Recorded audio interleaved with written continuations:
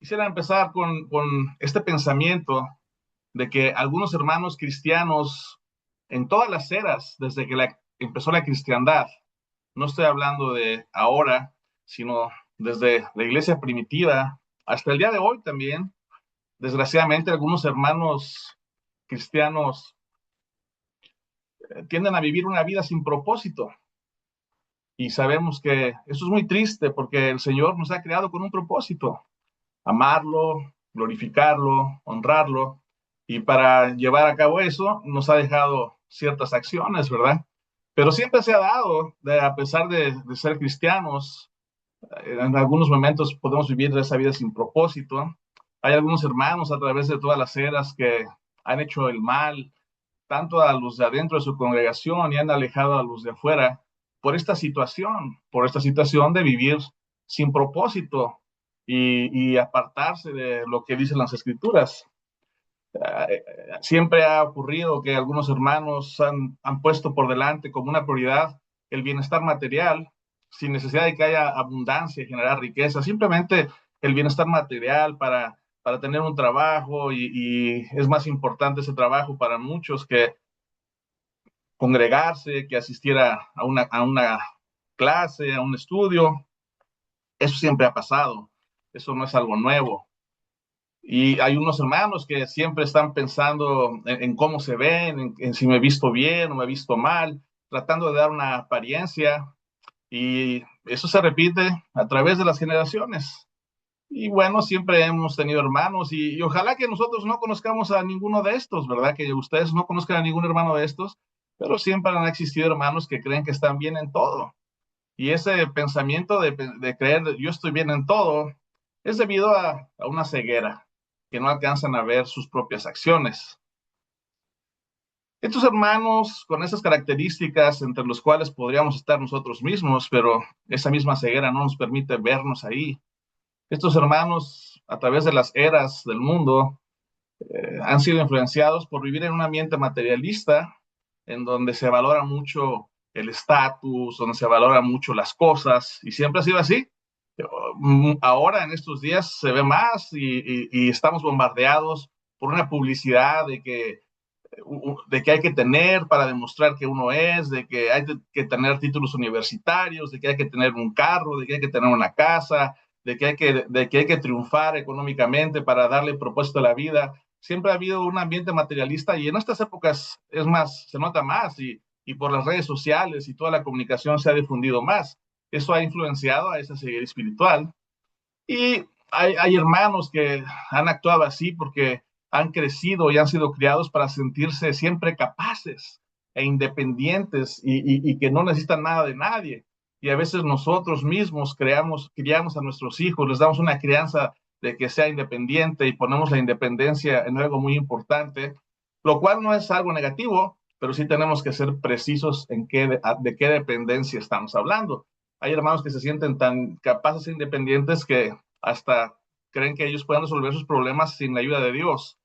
Y yo pienso que todos los cristianos debemos de ser totalmente dependientes de nuestro Señor. Y como dice la Escritura, ¿verdad? Y bueno, a estos hermanos que existen hoy, han existido siempre, a pesar de todos sus fallos, de estas debilidades que hemos estado hablando, que hemos presentado a algunos hermanos cristianos a través de los tiempos. Cristo nos sigue llamando y escribió una carta que siempre ha estado vigente, desde que se escribió hasta el día de hoy. Esa carta la encontramos en Apocalipsis 3:14 en adelante. Nuestro hermano hizo el favor de leer un poco. Vamos a leerla otra vez. Empieza así. Y escribe el ángel de la iglesia en la Odisea: He aquí el amén, el testigo fiel y verdadero, el principio de la creación de Dios, dice esto: Yo conozco tus obras, que ni eres frío ni caliente. Ojalá fueres frío o caliente, pero por cuanto eres tibio y no frío ni caliente, te vomitaré de mi boca. Porque tú dices, yo soy rico y me he enriquecido, y de ninguna cosa tengo necesidad, y no sabes que tú eres un desventurado, miserable, pobre, ciego y desnudo. Por tanto, yo te aconsejo que de mí compres oro refinado en fuego, para que seas rico, y vestiduras blancas para vestirte, y que no se descubra la vergüenza de tu desnudez. Y unge tus ojos con colirio para que veas. Yo reprendo y castigo a todos los que amo. Sé, pues, celoso y arrepiéntete. He aquí, yo estoy en la puerta y llamo. Si alguno oye mi voz y abre la puerta, entraré a él y cenaré con él y él conmigo. Al que venciere le daré que se siente conmigo en mi trono, así como yo he vencido y me he sentado con mi Padre en su trono. El que tiene oído, oiga lo que el Espíritu dice a las iglesias. Es una carta muy dura, una carta de reprensión muy dura que le manda Jesús a estos hermanos de la Odisea, pero también con una esperanza y con un mensaje de aquí estoy para ti. Pero cuando vemos esta carta, aplica a esa congregación en aquellos tiempos y podría aplicar a muchas congregaciones el día de hoy, pero también aplica a la vida individual del cristiano. ¿Cuántos cristianos estamos en esta situación? Quizá no toda la congregación, quizá un grupo, quizá yo sea el único cristiano en mi congregación que esta carta me vaya. Estos hermanos de la Odisea eran muy particulares y quisiera analizar un poquito el contexto de qué pasaba con ellos, de dónde vivían, cómo eran y por qué se van ellos moviendo hasta esa situación tan crítica que es la que nos muestra la carta. Fíjense, aquí tenemos un mapa y no puedo señalarlo, pero bueno, podemos ver ahí Italia y luego en su monitor a la derecha podemos ver Grecia, Filipos, Troas y luego ya vemos ahí varias iglesias y ahí vemos la Odisea en el centro. Este es un lugar muy céntrico. Ojalá que alcancen a ver, está rodeado por Esmirnia, Éfeso, Mileto, Licia. Era un lugar geográfico especial. Fíjense, todo el comercio que iba del sur, de Asia, hacia el norte, pasaba por la Odisea. Y lo que venía del este iba hacia el oeste antes de embarcarse, pasaba por la Odisea, porque estaba en un lugar especial, geográficamente céntrico. Entonces, muchos de los comerciantes que no querían andar cargando con grandes cantidades de dinero, dejaban su dinero en la Odisea. Ellos tenían bancos, eran banqueros. Muchos de los habitantes de la Odisea se dedicaban a las finanzas y ahí guardaban dinero y eso pues les generaba mucha riqueza porque hacían préstamos, prestaban dinero para hacer negocios y compraban cosas y luego las vendían para exportarlas a Grecia y a Roma. Estratégicamente era un lugar donde se podía generar abundancia y riqueza. Ahora ya en un cuadro más pequeñito, vemos que la Odisea estaba bordeada por otras dos ciudades, que era donde estaban los colosenses, Coloso y Hierápolis. Esas dos ciudades estaban más o menos a unos 11 kilómetros de cada una de la Odisea. Y eso es muy interesante por esta situación, miren. Hemos oído mucho y vemos ahí en la carta que le dice Jesús acerca de frío, caliente o tibio. Dice, a los tibios los vomito, frío y caliente. Y a través de la tradición a veces hemos tenido una, una comprensión un poco desviada del significado de esto. Y yo he escuchado gente que dice que no, pues más vale ser o bueno o malo. Porque Jesús dice, sé bueno o sé malo. Pero si estás ahí en el centro, medio bueno, medio malo, te vomito. Y no es exactamente lo que quiere decir en esa carta. Y aunque este no es el tema principal del sermón, es bueno tocarlo porque está en parte de la carta. Eso es lo que he leído de muchos comentaristas y otros hermanos predicadores en sus sermones y con las pláticas que he tenido con ellos. Cuando Jesús dice tibios, no se refiere a que sean medios buenos o medios malos. Se refiere a que no tenían propósito. Y les pone un ejemplo a los de la Odisea que para ellos es muy claro. Fíjense, la Odisea, como les dije, estaba en medio de esas dos ciudades, Hierápolis y Coloso. Hierápolis al norte y Coloso al sur. En Hierápolis era famosa por unos manantiales, perdón, ya fui para arriba. unos manantiales termales, aguas termales muy calientes, con azufre y con otros minerales que eran de sanidad.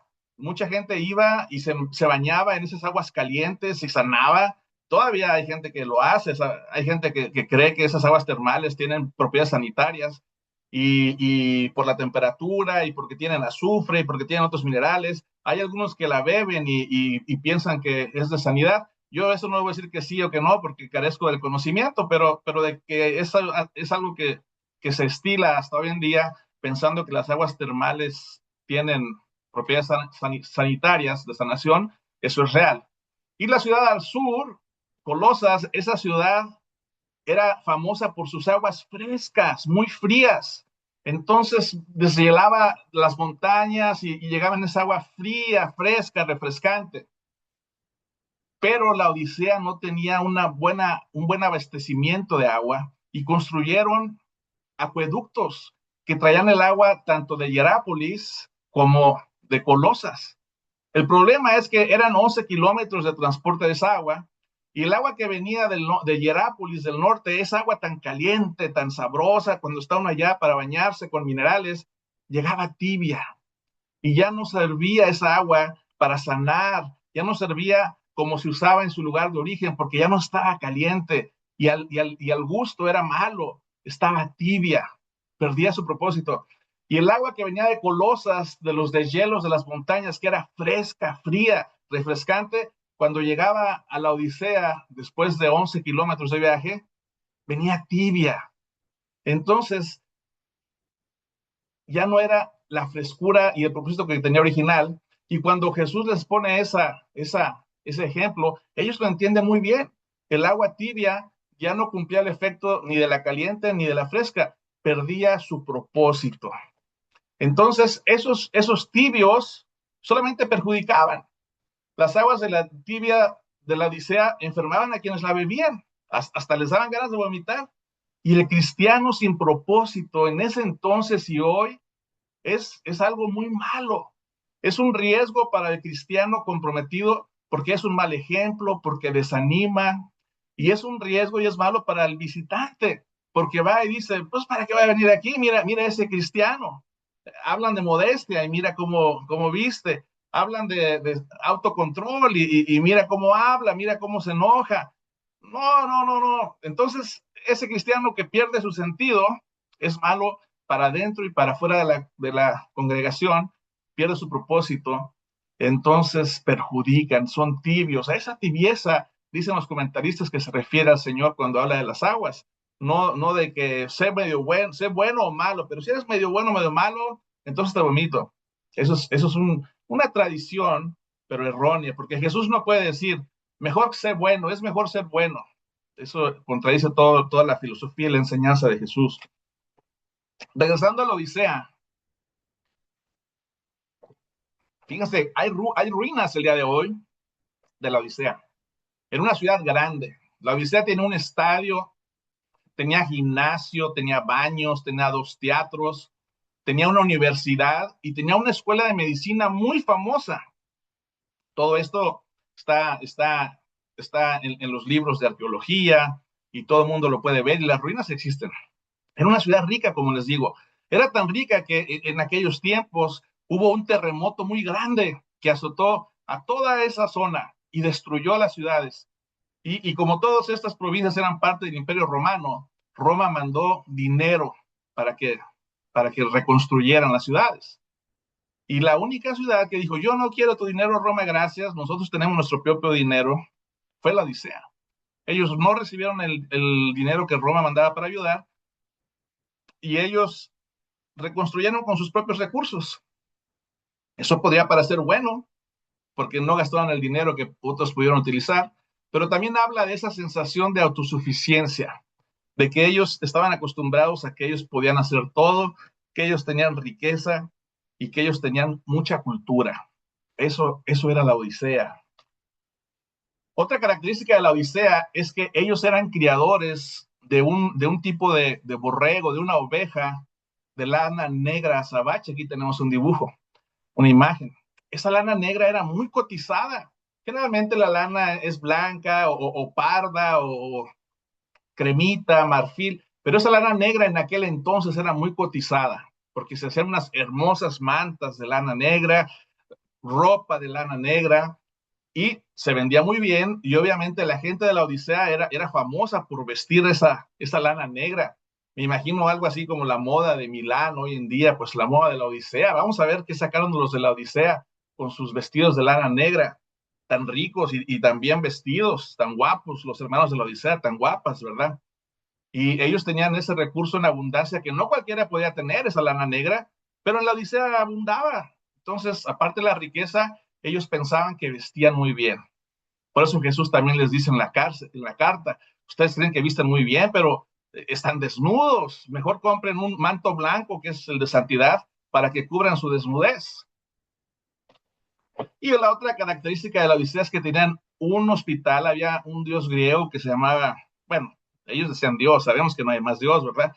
Una deidad griega que ellos adoraban, idólatras, que no esos hermanos cristianos, pero la gente de la Odisea en general y toda la comunidad romana y griega, Esculapio se llamaba, de la medicina. Y lo que pasaba es que tenían un hospital especial para la sanidad de los ojos. En ese hospital iba gente de todo el mundo conocido cuando tenían problemas de visión y tenían gotas, tenían ungüento, hacían operaciones y mucha gente recuperaba la visión. Entonces era increíble que esta gente que se creía rica, que se creía tan bien vestida y que se creía que tenía la mejor visión del mundo por ese hospital, Jesús les dice, son pobres, desgraciados, están desnudos y además no ven bien, están ciegos. Fíjense, ¿cómo puede ser que estén tan equivocados esos hombres, esas mujeres cristianos? Ellos piensan que son ricos, que visten muy bien y que tienen la mejor ciencia y medicina para los ojos. Y Jesús les dice, son pobres, están desnudos y están ciegos. Y aquí quiero detenerme tantito para pensar en dónde quedamos cada uno de nosotros como individuos. Y en esta vida cristiana, si no hacemos autorreflexión, en verdad nos volvemos ciegos o miopes, cuando menos. ¿Dónde quedamos? ¿Cuántas veces nos detenemos a analizar cómo me veo yo y cómo me ve Jesús? Me veo yo muy rico y Jesús me ve pobre, me veo yo muy vestido y Jesús me ve desnudo, me veo yo con una salud de mis ojos perfecto, pero Jesús cree que estoy miope o ciego. Como individuos y como congregación, ¿dónde estamos? ¿Cómo podemos estar tan equivocados, hermanos? ¿Cómo algún hermano que conocemos, si es que nosotros mismos decimos, pues yo no estoy así, cómo algún hermano puede estar tan equivocado? Todo sucede por esa ceguera espiritual. La cuestión de que ellos se sienten ricos, que se sienten bien vestidos, que se sienten totalmente autosuficientes, es por la ceguera espiritual. No podían ver su real condición. Y Jesús les dice, compra ese colirio que yo vendo. Como cuando dice, compra la verdad y no la vendas. Compra el colirio para que puedas ver. Como cuando le pone al ciego su salida con tierra. Un colirio que él dice es mi palabra, mi verdad, cómpralo para que puedas ver. Fíjense lo que dice segunda de Pedro 1:9. Dice, pero el que no tiene estas virtudes es ciego o corto de vista. También Pedro habla de la ceguera o de la miopía, de ser corto de vista. Porque a lo mejor no estamos ciegos totalmente, pero no vemos muy bien. Pero el que no tiene estas virtudes es ciego o corto de vista. Pues vamos a ver de qué virtudes habla Pedro, ¿verdad? ¿Qué cosas me faltan o me pueden dejar ciego o me están afectando para mi visión? Esas las encontramos en segunda de Pedro 1, del 5 al 7. La primera es la fe. Si no tengo fe, ¿Soy ciego o corto de vista? Una fe real, una fe verdadera, una fe creciente. ¿Cómo aumenta la fe? Por el oír la palabra, por el estudio. ¿Cómo anda nuestra fe? ¿Cómo anda nuestra virtud? Mientras la fe es abstracta, la virtud es real. La virtud son las acciones que la fe nos lleva a tomar, las acciones buenas. ¿Cómo están nuestras buenas obras? ¿Las practicamos, las hacemos, las identificamos? Si me falta algo de virtud, a lo mejor estoy un poquito ciego espiritualmente. ¿Y el conocimiento cómo está? ¿Cómo me preparo? ¿Qué tanto estudio? ¿Qué tanto escudriño la palabra con profundidad? Nada más leo la Biblia, unos cuantos versículos al día, para decir si leí. Eso no está mal, pero la realidad es que si no se analiza lo que se ha leído, no se hacen conexiones con otras lecturas, no se lleva eso a la vida diaria, el conocimiento no avanza. Hay que escudriñar la palabra y no ser simples, ser profundos. ¿Cómo está nuestro conocimiento? Si nuestro conocimiento es inexistente o es un poco mediocre, pues tal vez esa sea la razón de la que no podamos ver exactamente cómo estamos. ¿Cómo podemos saber cómo nos ve Jesús si no conocemos su palabra? Ahora, tal vez nuestra fe está bien, somos virtuosos en nuestro andar y conocemos y estudiamos y hasta tal vez seamos predicadores o diáconos o ancianos o tal vez seamos cristianos ejemplares, pero a veces nos falla el dominio propio, fíjense. Con todo y todo, nos falta dominio propio. Nos ataca la ira, nos ataca el coraje, nos ataca la tristeza, el desguance, la desesperación.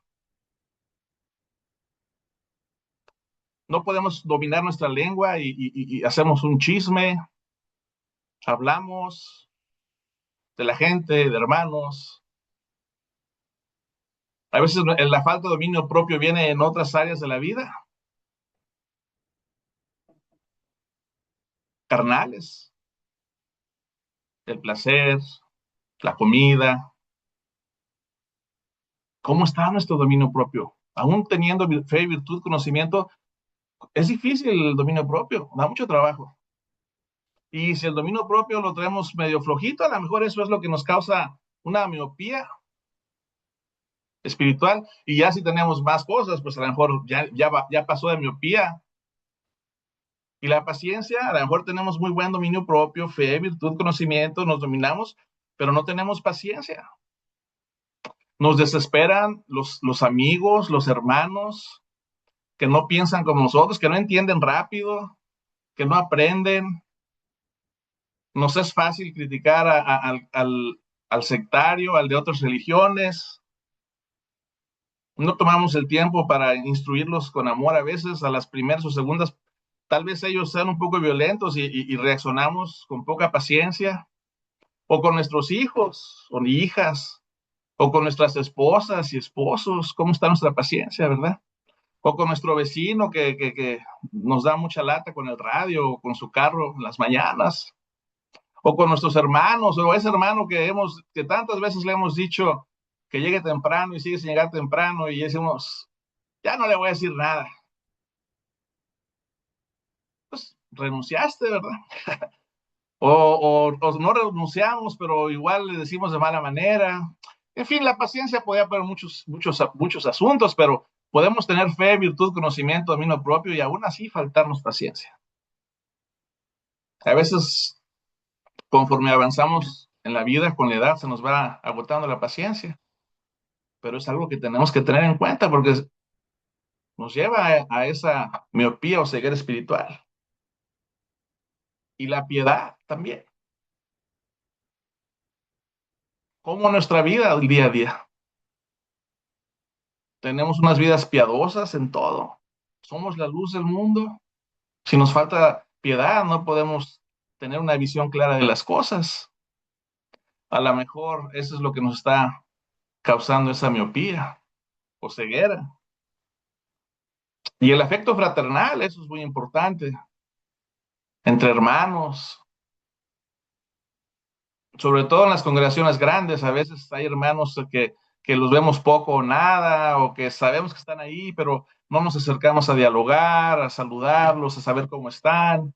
A veces nada más, hola, Dios, y se acabó, y no demostramos ese afecto, o tenemos una reunión social, una fiesta, y hay algún hermano con el que coincidimos en muy pocas cosas y preferimos no invitarlo y decimos, no, es para no discutir, mejor para llevar la fiesta en paz, no lo tomar en cuenta.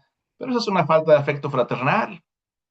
Alejarse de alguien no es estimular el afecto fraternal, es simplemente algo cómodo, una salida cómoda. Pero tal vez ese afecto fraternal nos está haciendo falta y tal vez por eso a veces hablamos de un hermano, aunque no sea tan mal, sea un poquito mal. Un poquito mal es casi tan malo como muy mal. Y desde luego el amor. Ya este es un concepto inmenso, ¿verdad? Todos los tipos de amor que hay, el amor ágape, amor por Dios, amor a nuestros hermanos, amor a nuestros semejantes. Si nos falta cualquiera de estas cosas, hermanos, somos miopes. Y si nos faltan todas, somos ciegos. Ahí lo vemos en 2 de Pedro.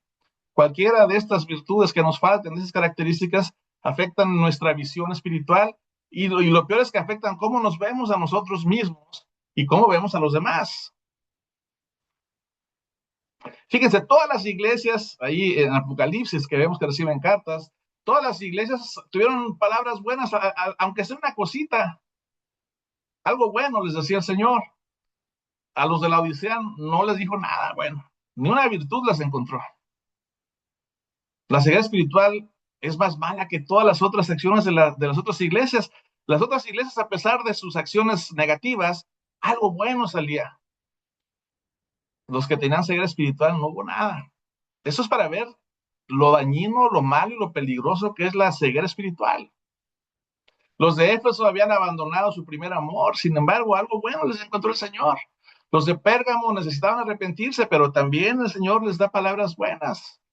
Estaban haciendo algo bueno. Los de Teatira tenían una falsa profetisa, pero tuvo palabras buenas del Señor de algo bueno que estaban haciendo. Y los de Sardis se habían quedado dormidos. Era prácticamente una iglesia que estaba muriendo, muerta, pero también tenía buenas acciones. Pero para los de la Odisea, no hubo palmadita en la espalda. Como quiera les dice el Señor, aquí estoy, tocándote la puerta, pero no hubo decirte, pero mira, de todas las cosas malas que haces, esto haces bien. Nada. Así de peligrosa es la ceguera espiritual, porque no te deja ver en dónde estás.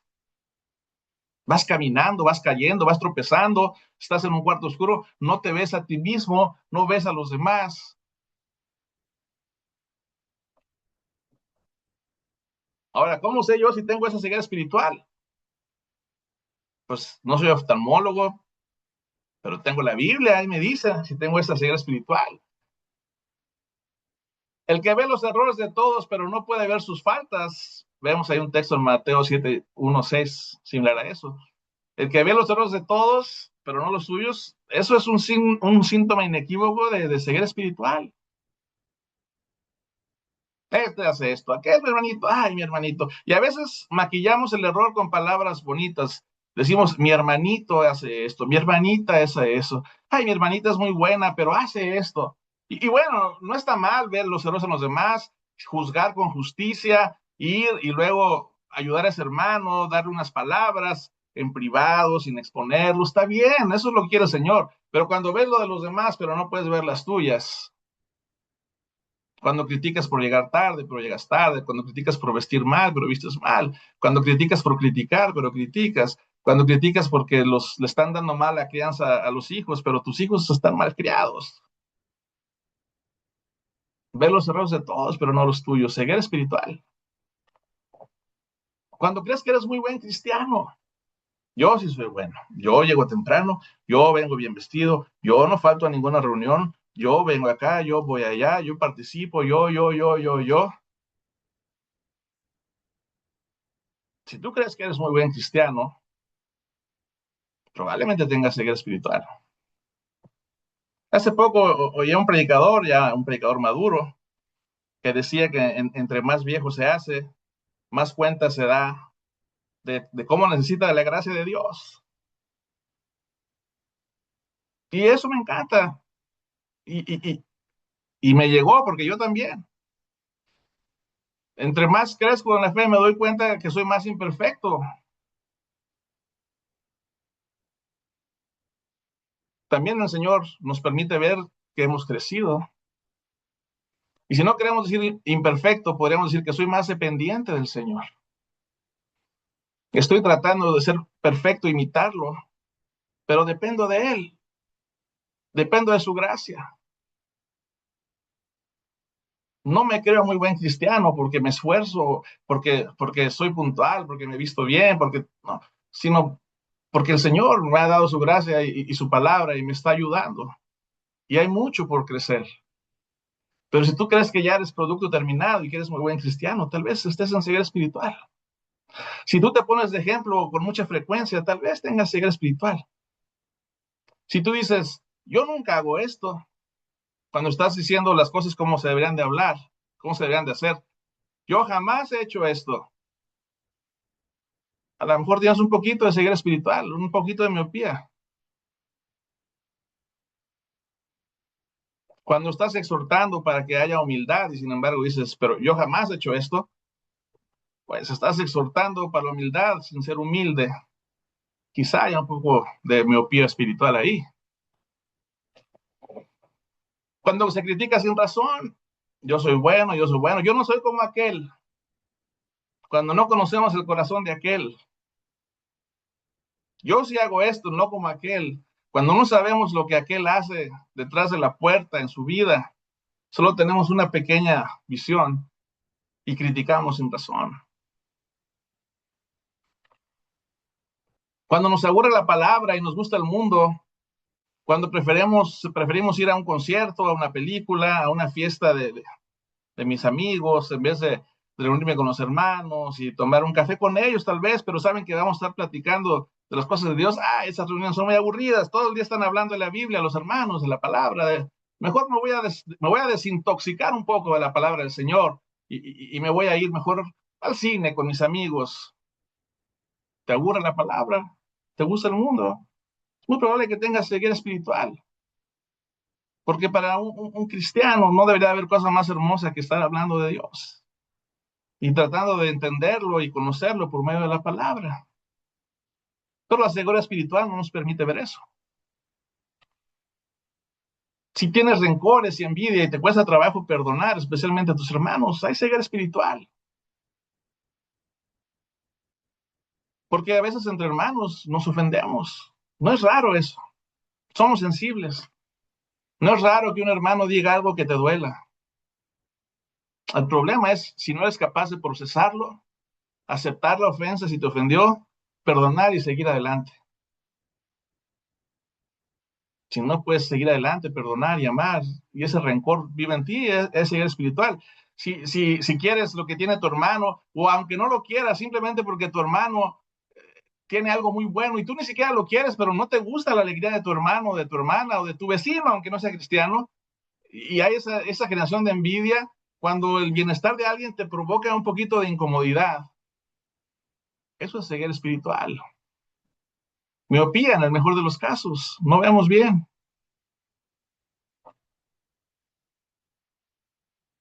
Toda nuestra fe se basa en el amor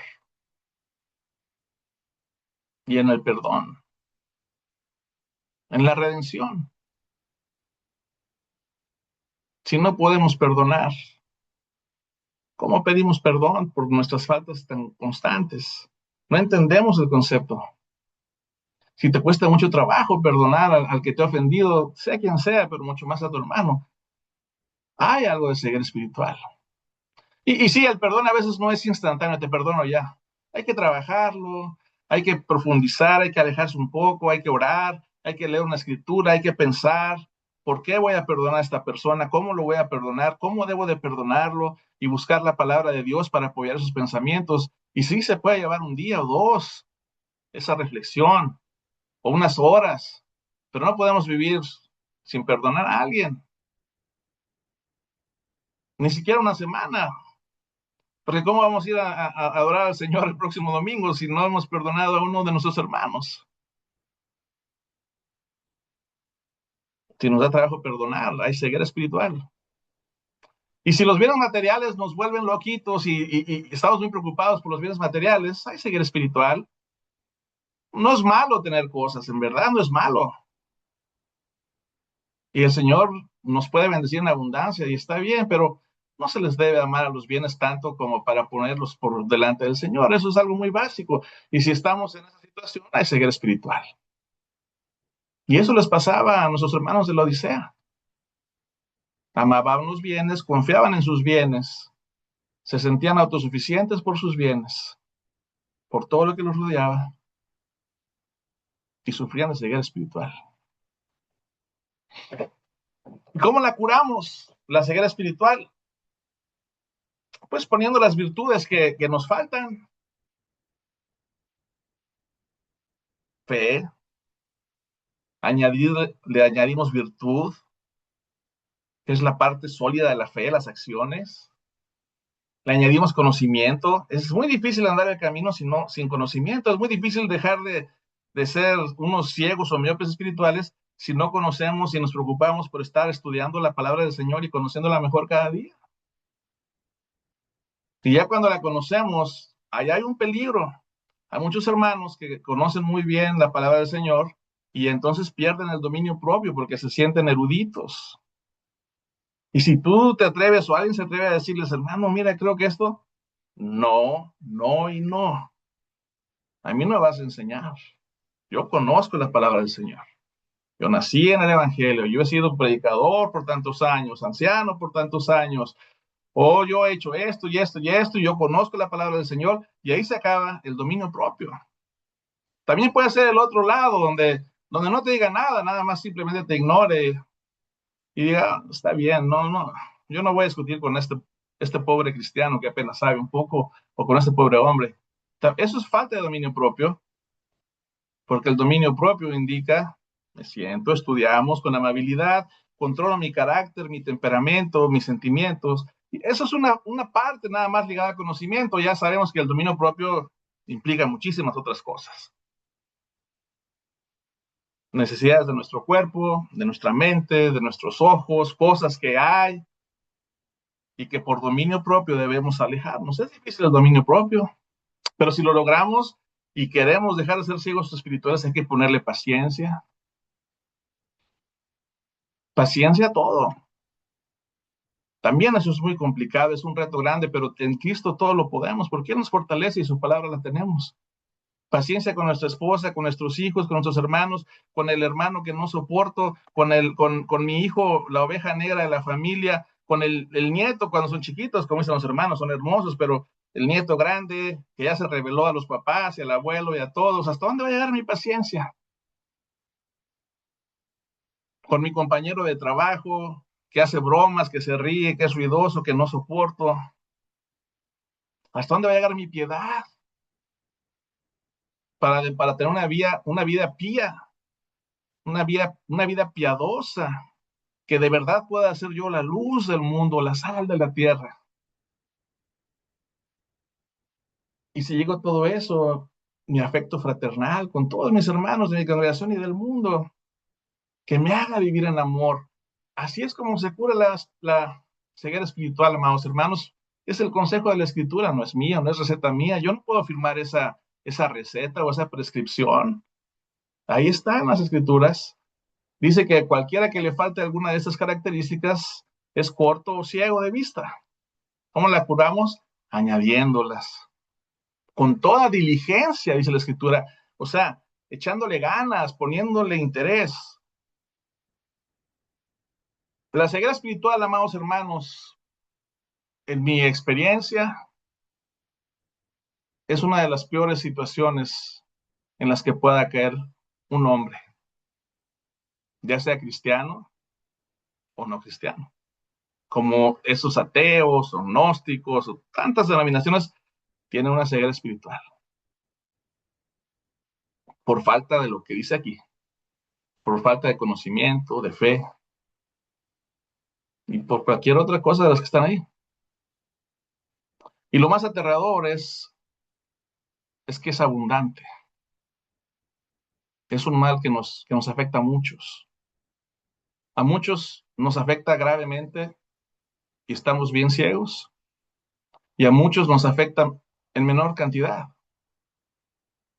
Y estamos miopes y necesitamos espejuelos para ver bien. ¿Cuáles son los espejuelos? El apoyo de nuestros hermanos, el consejo, la plática. Hermanos, los invito a que analicen dónde están cada uno de nosotros en cuanto a este tema. Cómo nos vemos a nosotros mismos y cómo nos ve el Señor, basado en nuestra conducta, basado en las expectativas claras que el Señor tiene para nosotros y que está en las Escrituras. Dios los bendiga. Muchas gracias por su atención. Con esto termino.